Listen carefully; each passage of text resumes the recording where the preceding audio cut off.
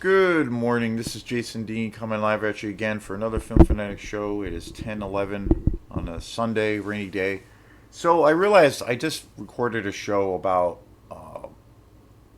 hip hop music and rap music and music, the records I love growing up, and also all the artists that I still go back to and are a huge personal inspiration, and also musically a huge inspiration for me. And I realized that at the conclusion of the video, there were quite a few things I left out. So I wanted to. So this is I'm gonna do it. This is a two-parter. This will be probably a shorter video, but there is some music and artists that I realized I didn't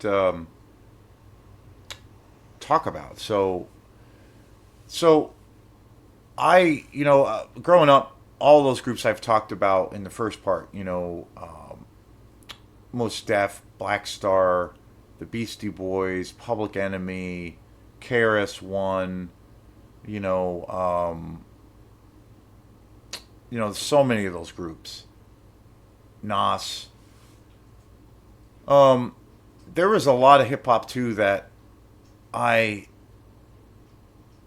forgot I forgot to mention. So I wanted to do a second part. So like groups like another group that I would say is a group that I had a few of their albums, their first couple of records, the Far Side. They had some absolutely amazing albums. Like their first couple of records are absolutely incredible, legendary hip hop. I also got into a lot of the stuff that was coming into from L.A. at the time, Death Row Records, and I know Suge Knight's like a piece of shit and everything, but and the history of that label was pretty rough, but a lot of that music I loved. I got more, a lot of the stuff from New York I grew up listening to. And then when I was in college, I got into a lot of the LA hip hop stuff that was coming out. A lot of the stuff like artists like Warren G. I His first album I just think is a classic album. I think it's an essential album. I also think the first Dr. Dre album is absolutely classic album, and I think it's essential. I think it's an essential album, and I think the first Snoop Dogg album, Doggy Style, is also an essential album. I think it's one of the funkiest albums ever made, and I think it's like one of those things. Like I still go back to that album. I mean, there's some of the funkiest rhythms in on that album that you just can't get enough. So funky. As far as after that, a lot of times that happens, I think, with artists. But again, that's all subject to your opinion.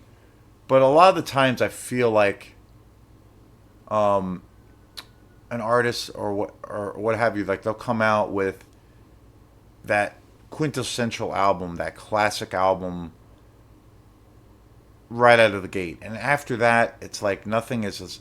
I feel like a lot of times nothing is as good. I think that happened with Snoop Dogg after Doggy Style. He's had a few tracks that were good here and there, and that came out in like the fucking 90s now.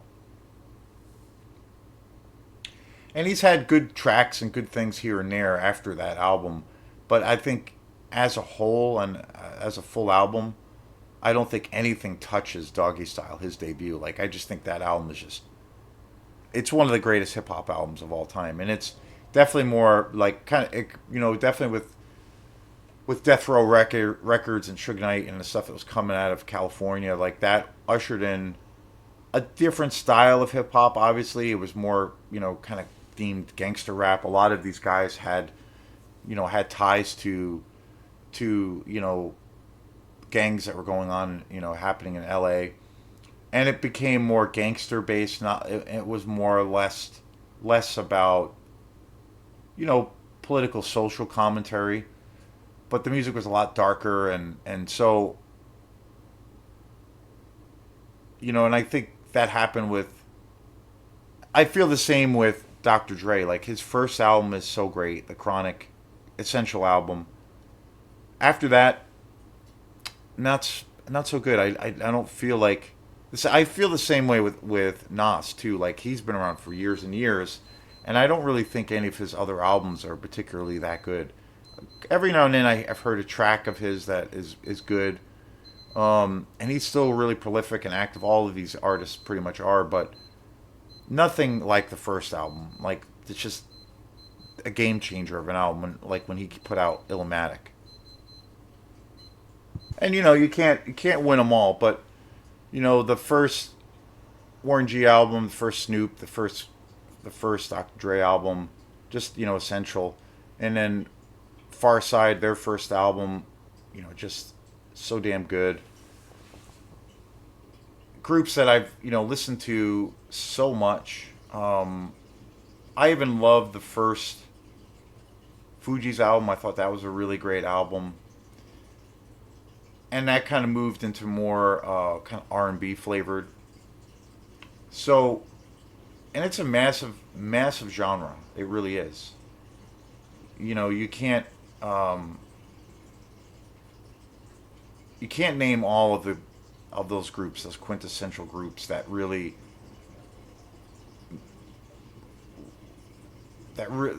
or records that really came out and that were really saying something and that were so influential. I think the Chronic album, Dre, Dr. Dre, and then Snoop Dogg's album, those albums are so influential. I mean, god damn, so influential. There was a time where I literally listened to that album like every day for a while.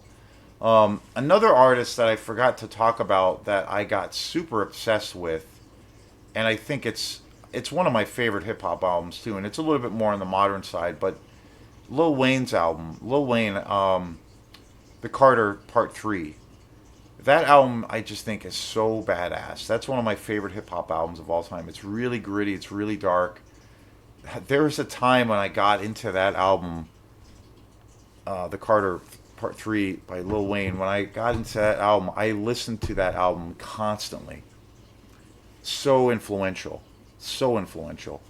And again, his other stuff, it's okay. Like I've heard bits and pieces of some of his other tracks and bits and pieces of some of his other records, but nothing has really done it for me since that album. But the Carter Part 3 is just, that's, I really think that I mean, it's a little bit more, I mean, it's been out for a long time, but that's an album that I think is really essential. It's just great. It's really gritty. It's a really dark album. Um, Another rapper that I really really got into, and I saw it in the store that about a few months ago when I was on uh, tour with Osmia. We had a show in Amherst, and there was this really amazing record shop there, and they had Dizzy Rascal, his first album. I can't remember the name of it, but it's his debut album. That album is so unbelievably sick. That is such a great classic album. Really, really good, and it really unique British rapper, and but a really unique style because he really has this like Cockney British kind of accent, and the music is really it's definitely kind of like gangster rap, but it has this really unique sound. It's really influenced by um, a lot of reggae music, I would say, dance hall reggae and just straight up reggae music, but it's really gritty. And his like his the way he kind of delivers the music is so unique. But the very first Rascal album is killer. That's a really great album. I kind of regret not buying it. I have it somewhere, still on CD, but it got scratched up or something.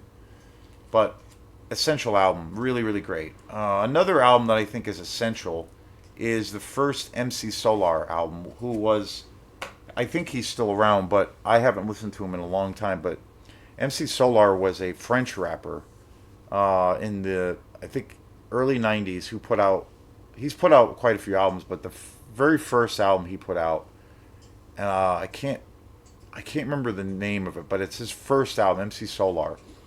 He's a French rapper, And that album is just amazing. It's like it's one of the most badass albums. It's got some of the best grooves. It's really interesting hearing a rapper rap in French the whole record.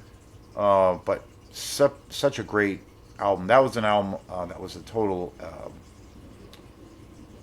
huge, rabbit hole record. I used to listen to that album all the time. I got into that album in college.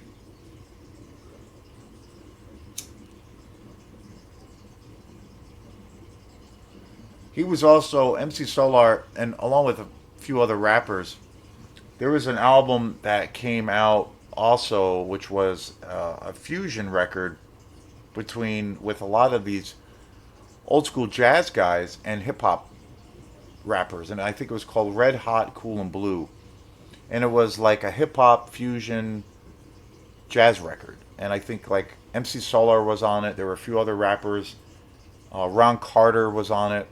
Oh, really, really cool, groundbreaking album because it really showed how hip hop is so um, ins- was so inspired by jazz. I always think of it like in terms of like rhythmically, like where you know there's the 2 and 4 kind of feel, in jazz or swing. Everything's kind of on 2 and 4, and if you put like a backbeat on that, you have hip hop. And I've always felt like rhythmically that was taken from that to kind of help create hip hop music because it's essentially that 2 and 4 feel, but it's got a backbeat. And I thought when that album had come out many, many, many years ago, Red Hot Cool and Blue, it was like kind of like what Miles even said, Miles Davis, where he said that he felt like hip hop was, I think he said like hip hop he felt was like a reservoir of jazz, like a continuation of it, a new ideation of it, or a new rendering of that style. And so, yeah, it's so related to jazz. So I wanted to do a part two because I realized this is a big style of music to talk about and a music I've listened to for so long, and I think it's some of the most important music ever made. So I wanted to do a part two. So anyway, thanks again, and we will see you next time. Peace.